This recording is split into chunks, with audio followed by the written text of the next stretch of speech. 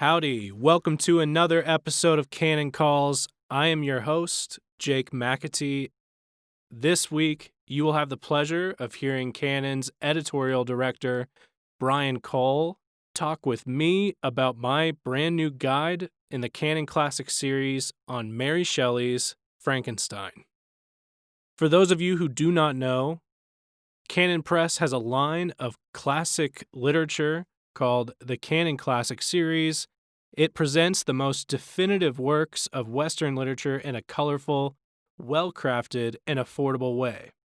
Unlike many other thrift editions, our classics are printed on a thicker text stock and feature individualized designs that prioritize readability by means of better margins, characters per line, font, trim size, etc. Each book's materials and layout combine to make the classics a simple and striking addition to classrooms and homes, ideal for introducing the best of literary culture and human experience to the next generation. If you've ever tried to pick up a classic and it just felt like walking uphill, you've got to get one of Canon Press's Canon Classics with a guide to help you get through that classic. If I don't say so myself, I highly recommend my guide on Mary Shelley's Frankenstein. So without further ado, here's me and Brian talking about Shelley's monster, guilt.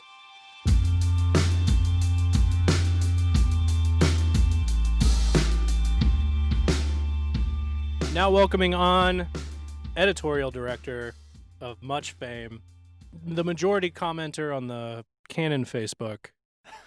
What? Brian David Cole. Welcome to the show, dude. Thanks for coming back on for what I think is a great episode. Yeah, we're discussing your worldview guide, right? Well, we're talking about the classics, Canon Classics, today. Of which you are the newest, most esteemed author. So we have a whole line we call the Canon Classics.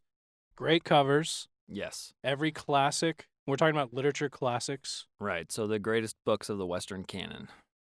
And we thought we could have a better cover. We could put redacted name covers on them.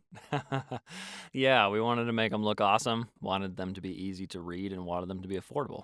So, Right. And then, of course, we decided, while we're at it, why don't we add good commentary from Christian authors and writers and anybody who appreciates literature. And so that's what you got when you buy a Canon Classics Worldview Edition. So you buy a Canon Classic Worldview Edition, and on the inside, it'll come with a little guide, and then there's the rest of the classic. Right, yeah. So the introduction starts kind of with some basic overview stuff to help you get your bearings on this new classic, because they are a little intimidating.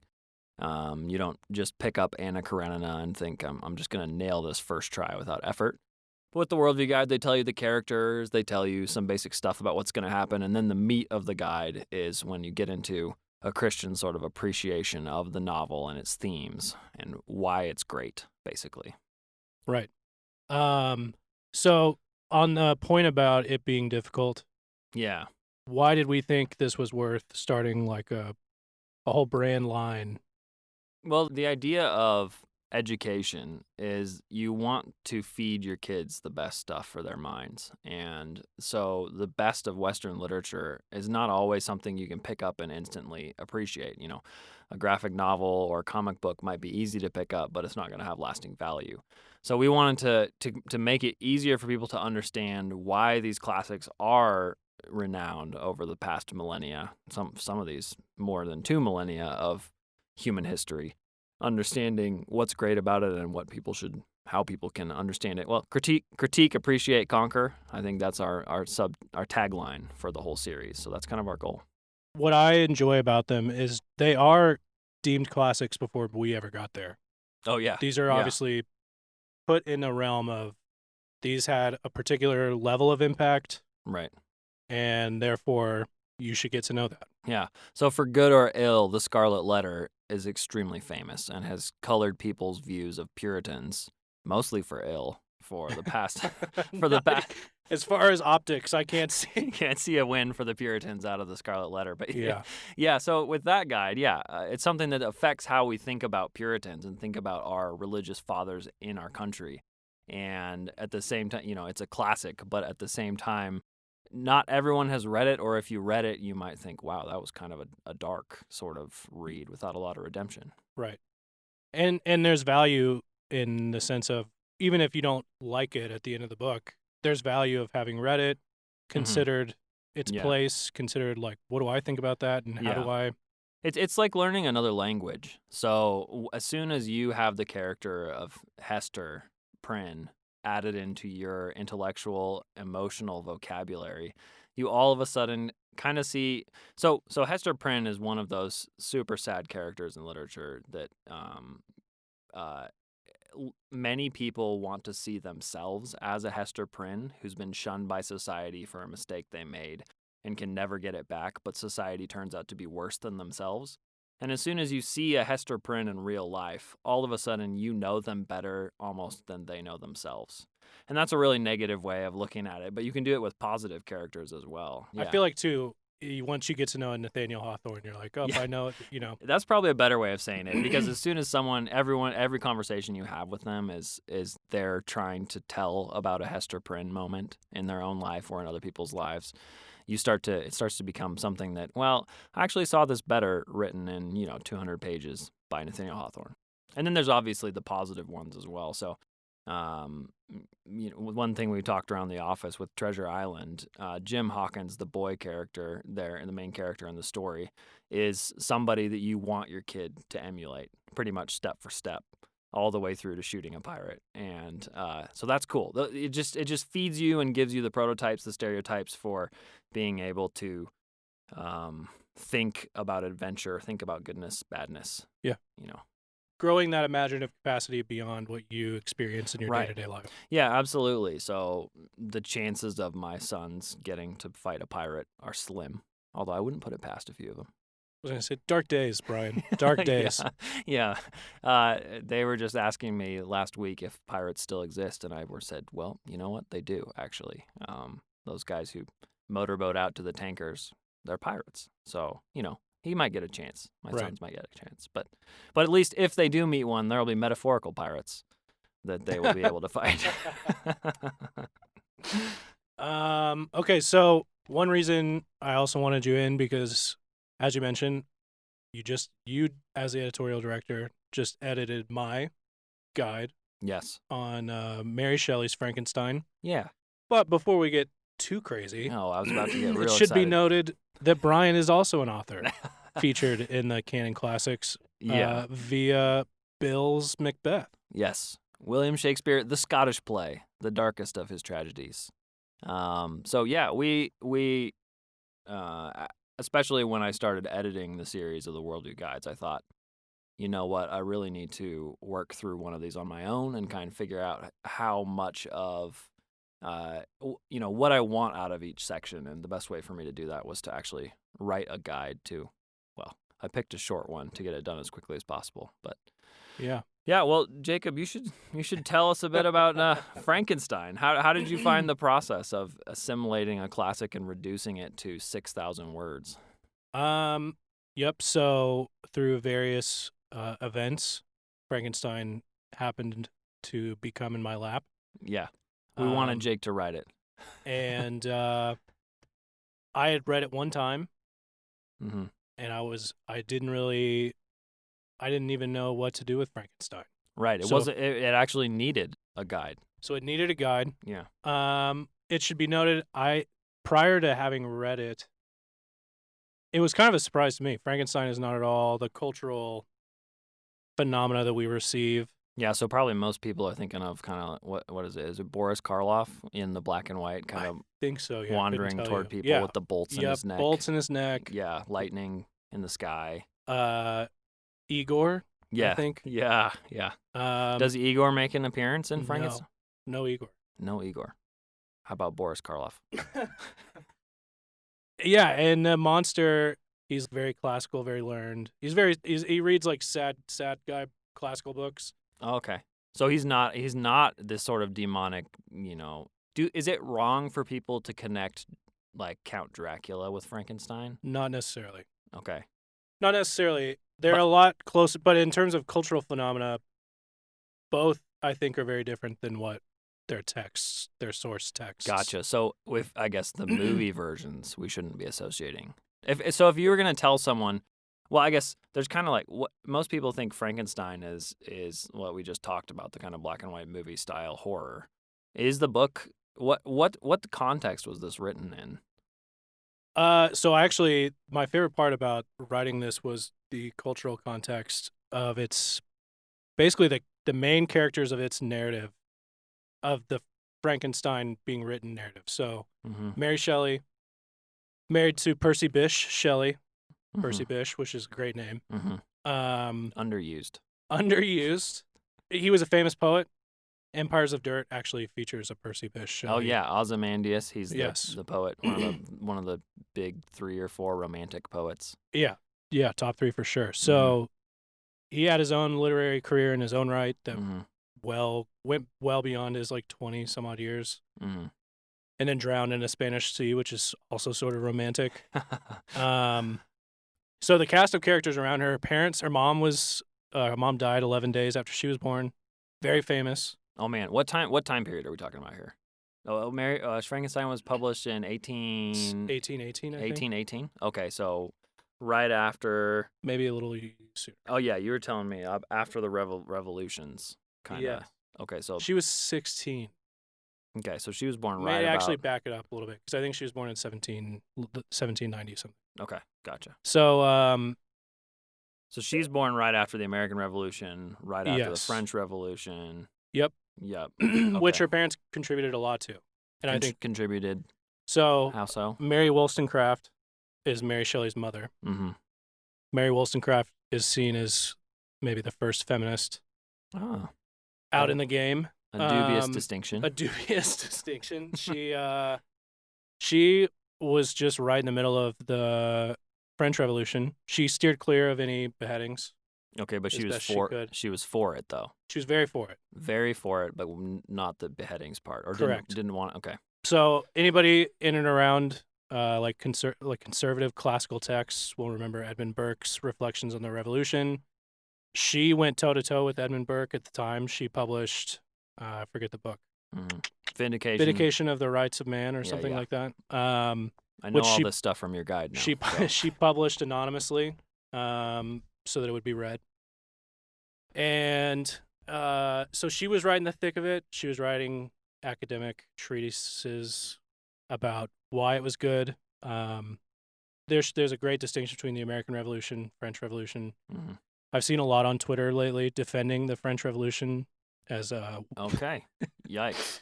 um Yeah, okay. So it's kind of like they're doing what Mary Wollstonecraft did. The idea that the idea of revolution is fantastic and everybody should yeah, what's the word? Rebel. right. But then when it comes down to it, you see how awful and how much blood there is. You're right. Which she Yeah. made sure she was way out of town. So she threw all the logs on the fire, and then when the fire got very hot, she was Oh, I'm sorry. I can't put it out. she was way out of town by then. Back in England probably. Yes. So Okay, so that's Mary Shelley's mom. that's Mary Shelley's mom. Is her dad in the picture at all? Godwin, William Godwin, who wrote a lot of anarchical texts, a lot that rhymed with Mary's mom. They had a sort of a literary philosophy who's who clique, a friend group of revolutionaries, Okay. which, interesting enough, featured people like Thomas Paine and our Thomas American Jefferson, friends.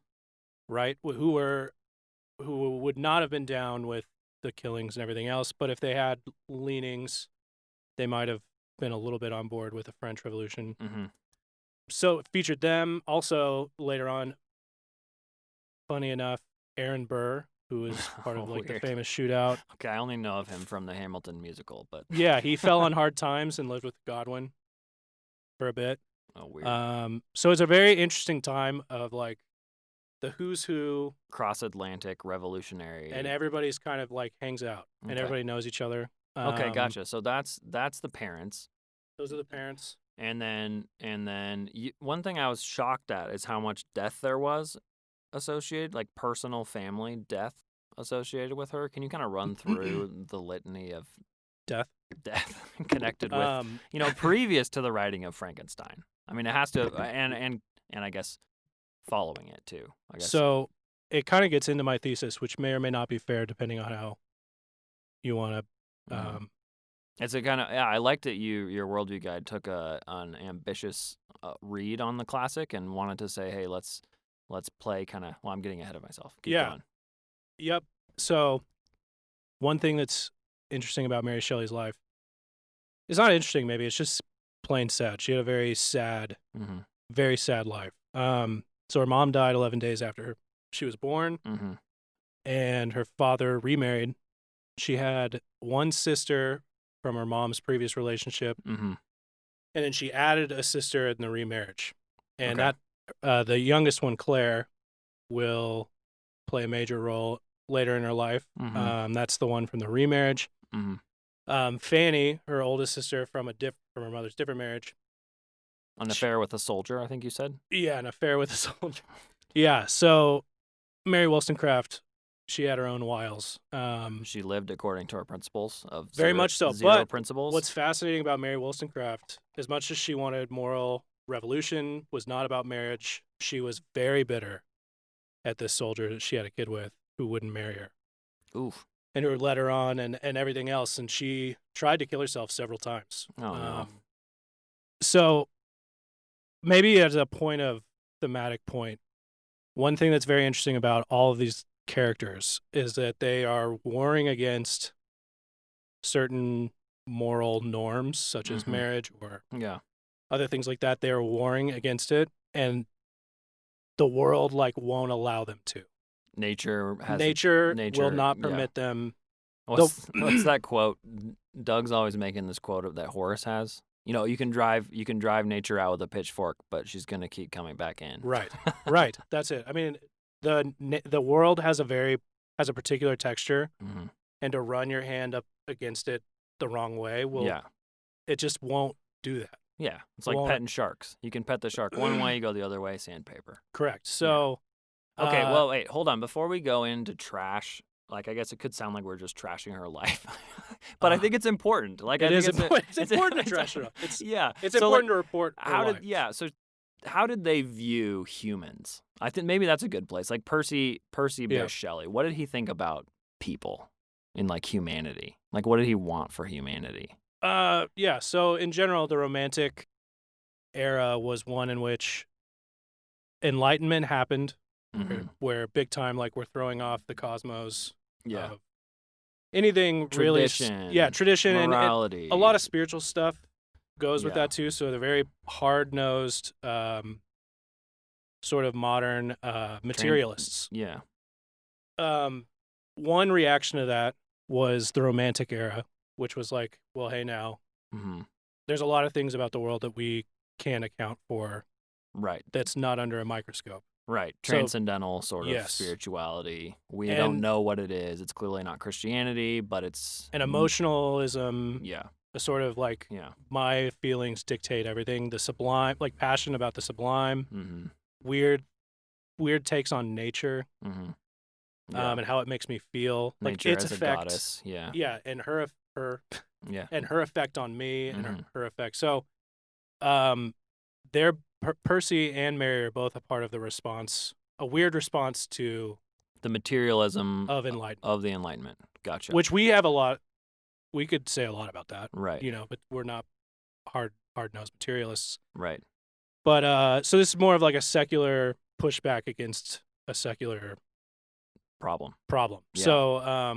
So they're coming into it saying humanity can be great and extremely noble and beautiful, and when we unlock our spiritual potential and look at the transcendental world, that's how humanity becomes fantastic.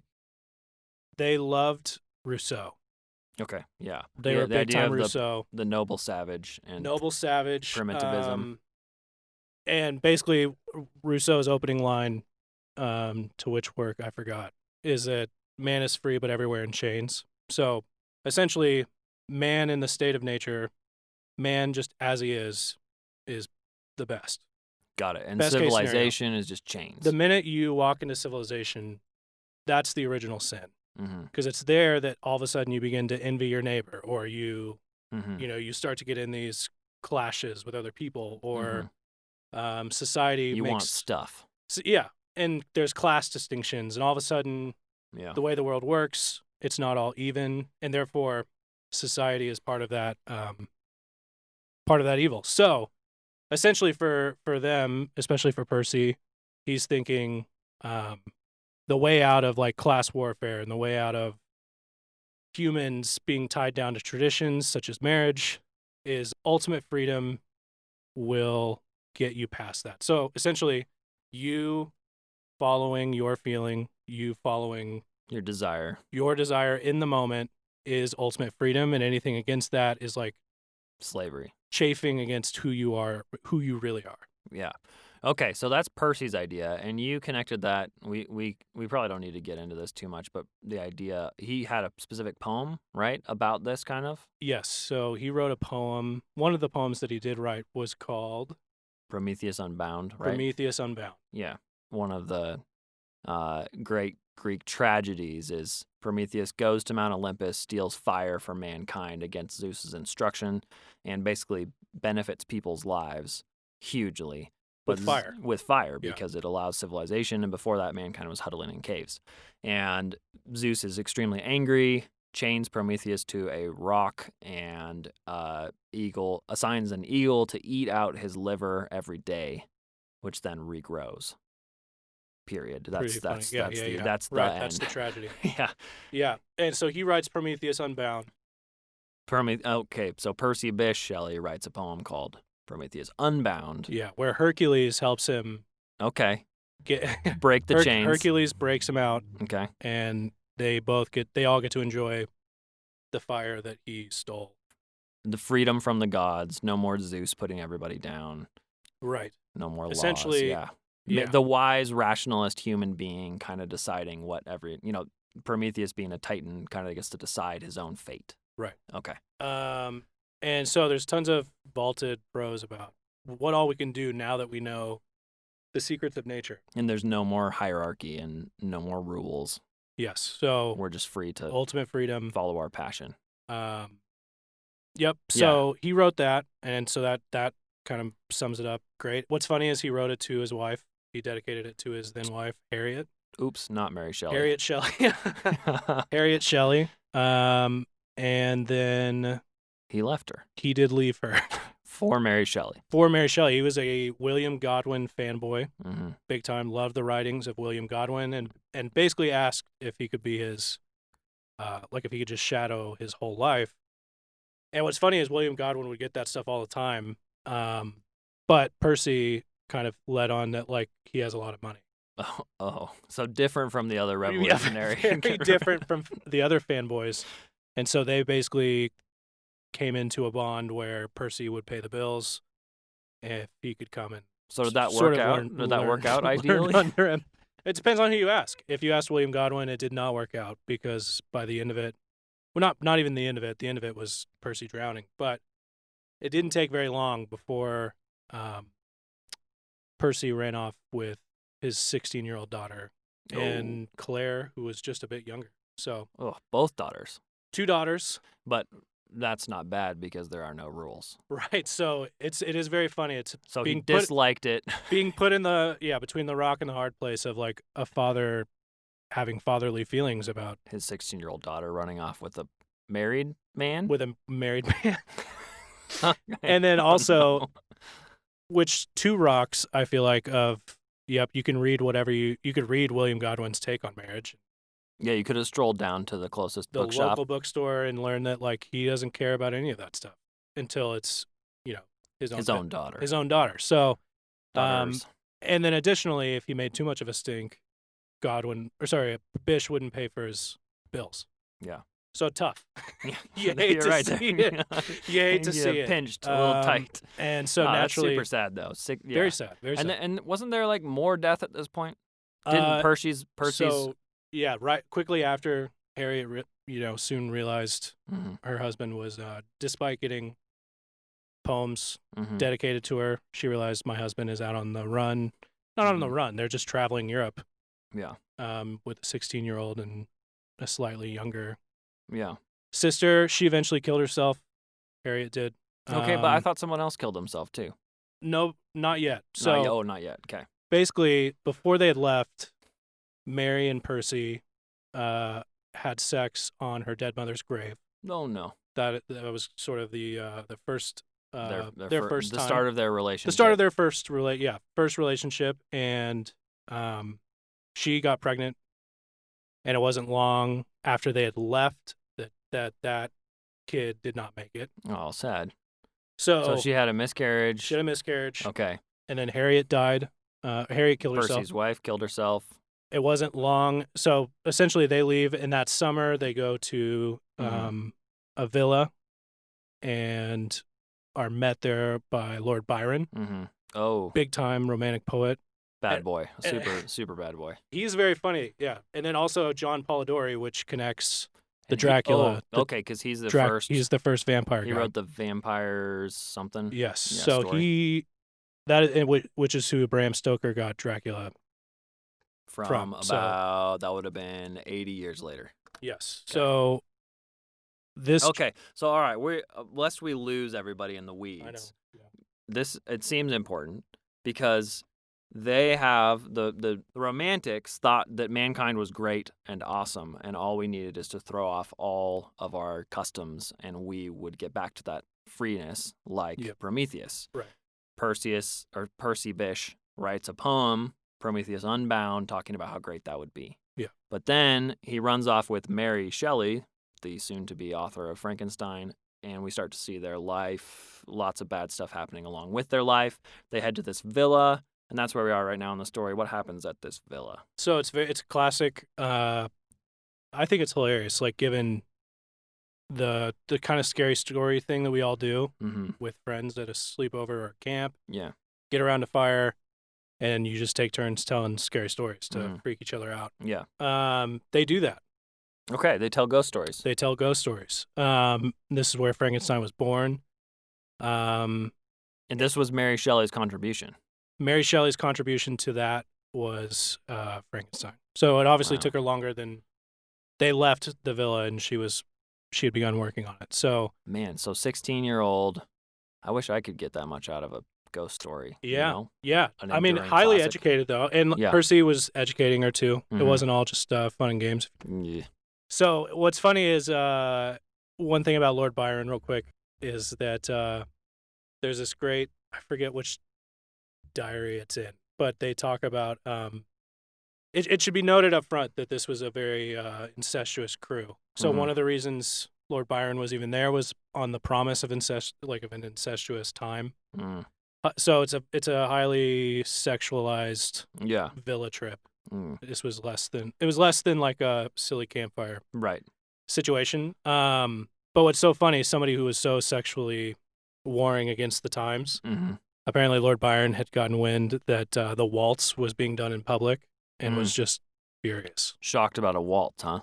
Furious that like men and women would be touching in a public, public manner. Okay. So hilariously. Well, I mean that inconsistent. Okay. And I mean the waltz. No, we would all think it's just like, I mean, we would all think you'd have to do it in like a wig. Yeah. To do the waltz correctly, but at the time, Lord Byron was like, "This is essentially the end of civilization. We're just gonna like." Lord Byron would draw a straight line from the waltz in public to twerking. You know what I mean? Like he would just be like, "This is what you get," while he tears down the moral world. Stuff that actually matters. Yes. Yeah. To his own. Oh boy. Okay. Well, vessel. this whole convoluted situation. So I'll tell you, there is a reason. Yeah. There is a reason. I think at this point, like Tolkien would be very upset with this much, life of the author going into my reading of the book. So I'll just say up front, I read the book, and I just wasn't sure what I was supposed to do with a lot of it. Like I remember we had a conversation, I think in Ohio at a GHC, of just like I don't know what Mary wants me to think. Yeah. The usual hot takes are this is sort of the radicalization of the lonely or of the other, Yeah. of minorities. Okay. So instead, we ought to have treated the monster with hospitality. Respect. So every time we treat somebody as non-human, They are radicalized unto like bad things. Sounds like a really intersectional take on It's Frankenstein, really is. which is very anachronistic. Yes, like 200 years too early. a little too early. The most recent annotated version has Guillermo del Toro. Oh, he is the director of Labyrinth and Hellboy, monster films, tons of monster films, right? Yeah, the most recent one was The Shape of Water, which is icky. Yep, and has to do with monsters Right. and the other, and Yeah. basically Guillermo. And how there are no boundaries between Yes. us and the others. Yep. Guillermo Del writes. Toro, yeah. Yes, he writes that this was his reading Frankenstein was his Road to Damascus moment. yes, and just realizing how monsters are not as monstrous as we think. Usually, society is more monstrous than the monster. Anyway. Okay, we're talking about a dead body assembled on tables. Yeah. So that murders people. Right. So we're clear. I quote Guillermo in my guide and say this is sort of the standard view. So at this time, they clearly were feeling fatherless on a number of levels. Right. The subtitle is called. Oh, here we go. Drum roll. How did you unlock this treasure box? The subtitle is called The Modern Prometheus. So Frankenstein, the modern Prometheus. The modern Prometheus. And as you mentioned before, her husband Percy had a poem written called Prometheus Unbound. Prometheus Unbound. So, right. So she's a romantic. Does she have the same take as her husband? No, doesn't seem so. Ah. So that's where my guide kicks off. Show Percy's take on Prometheus, and then we follow with his wife's. So that one was something of my own, and then I took E. Michael Jones's Monsters of the Id, who I think is super, super. I loved that book, so I think it's a great take, and I think there's plenty of evidence to show, like with the Prometheus connection, that the monster is nature's retribution. Okay. So Victor. So rather than humanity finishing its escape from tradition and waltzing off into the ether, humanity meets with its own monster chasing after it. She's a lot more suspicious than her husband about the romantic ideals of humanity, but I don't think she would disagree with him or her parents about that. I think she just doesn't know. Yeah. I mean, it was shortly after that, I think only one of her kids lived. Oh, yeah. No, that's right. The mini. Fanny. Her older sister. Her older sister, who her and Claire left behind, eventually killed herself. Too? Also killed herself. And then you mentioned Percy. Percy then dies in the Spanish Sea. Oof. Drowns. Yikes. And after my first content edit that I gave to you, you had raised enough questions that I thought, okay, I should substantiate a few more of these. Right, because it's a big claim to be, to big say claim. She's critiquing her husband's view of Prometheus.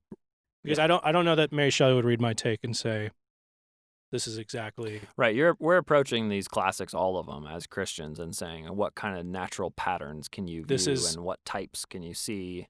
Doing our best, right, to say, despite what the character did, what did God mean through this? So what Joseph's brothers meant for this, God meant for this, and so there can be a duality of interpretation there, right, and just multiple layers. So essentially. I think she effectively wrote a critique without an answer. Right. So I think it is a tragedy. Yeah. She does a great job of saying how Victor, she wouldn't say it like this, but essentially sinned against nature. He made himself sick, ran himself ragged, looking for nature's secrets, went too far. Yeah. And the monster is the result. Right. I don't think she would ever allow the fact that had Victor just taken a second and communed with the monster, we would have like a different monster at the end of the day. So she's gonna hate Del Toro more than. I don't think she'd like it. In the biography I read, she quotes her diary. What sin, she wondered, could have merited such relentless punishment? The old-fashioned concept of divine retribution was not one Mary had learnt either from Godwin or Shelley. She began, nevertheless, to wonder if Harriet Shelley's death lay at her door, and if this was the penalty that was exacted. The thought would linger and would haunt her. So my take on Frankenstein is the monster is retribution. It is guilt for sins committed. And the horror side of that is that there is no forgiveness of sins. It's just death. One of the scarier things I think a prophet in New St. Andrews told me was viewing the horror genre as like your past growing legs, which is just like the worst. Because Victor tries to leave. Victor does. The monster behind a lot. A lot. Yeah, many times. And there's E. Michael Jones notes about there's something extra spooky about guilt that haunts you when the monster says something to the effect of, even on your wedding night, I'll be there. Like, there's just something about sin that never goes away. Mm-hmm. Yeah. Even on, like, intimate nights that have nothing to do with anything in the past. Right. What should be the happiest? It's there with you. Right. Which I think makes sense. This is another E. Michael Jones, but the connection of a lot of modern horror with really not just violence, but also with lots of immorality. You know, those two aspects seem interwoven, even from 200 years ago. There's always going to be a sex scene at the beginning, right? And then girl usually dies in the shower. Horror scenes, yeah. Retribution happens, right? But I didn't feel like when I read Frankenstein, I didn't feel like Frankenstein was campy in that way. No. Yeah. So, no, but it's definitely from the 1800s. Right. This is more of a purer version of, I feel like, of horror. Yeah, it's definitely older. I think it's a neat moment in history. Yeah. The intersection of America, France, and England. And it's a great... All those poets. All the poets. The start of, like, something we think of as, like, a modern genre. Not my favorite book. Yeah. Yeah, no, but I think you did a good job in your guide, which is the goal of explaining why is this a classic? Why does it have that kind of lasting power that sticks in people and then you can't forget it? You're going to have to get the guide or buy the copy. You can buy the guide or the classic by itself. But just looking at, even famous lines, what other people said about the book itself at the time, the 21 questions, and then, of course, the meat of it and Jake's worldview analysis of the text. It's all good stuff. So check out Canon Classics. Worldview editions and worldview guides.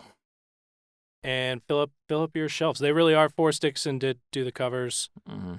I know we have rules against mentioning Forrest Dickinson's name and art. At least in a positive manner. Sure. Yeah. But he did do all the covers. They're phenomenal. I really do think we are one step ahead of the rest, with not only with the guides, but with the covers too. So art and content. How many guides are we at, Brian? Oh, see, that's the $1 million question. They're always in work. So we have a bunch in process. Finished, like, worldview editions available. I think 34. Okay. With yours being the 34th. Okay. But then we have plans though to go way up. Yep. So we're at about 50. Yeah. That are available of just the classics themselves, but of course doing the whole write-up takes a bit of time. So we're over halfway and cruising towards, I think, 40. Yeah. So highly recommend the classics, any of the classics for like book groups. If you know a teacher somewhere. Yeah. At the conferences that we go to, the curriculum conferences, it's the kind of thing that you're forced to read these classics. You definitely want to get one of these. It's just such a fun way to start thinking about, to understand it on a basic level, and then also to start thinking about it and applying it and getting those kind of literature bones that help you know what to do, in life and literature and intellectually when you run into, if there's a dead creation on the table, do you plug the electricity in and bring it to life? Exactly. I was just about to say, and if there's one thing taking away from the guide is when you go to church on Sunday and you ask forgiveness of your sins and your nation's sins, like that's... Yeah. Victor Frankenstein didn't have something we take for granted in a way that, the horror of this book is that there is no... Your sins just chase you. Because Mary's parents had thrown that away for her. Right. And she continued to throw that away. Anyway, Brian, thank you for coming in. Appreciate you. And well, Jake, thank you for this contribution. This is we're looking forward to the next one, huh? Should we get you on tape? What are you working on now? Crime and Punishment will be out by the end of summer. Ooh, you heard it here. I'm going to be replaying this. You're not going to be replaying.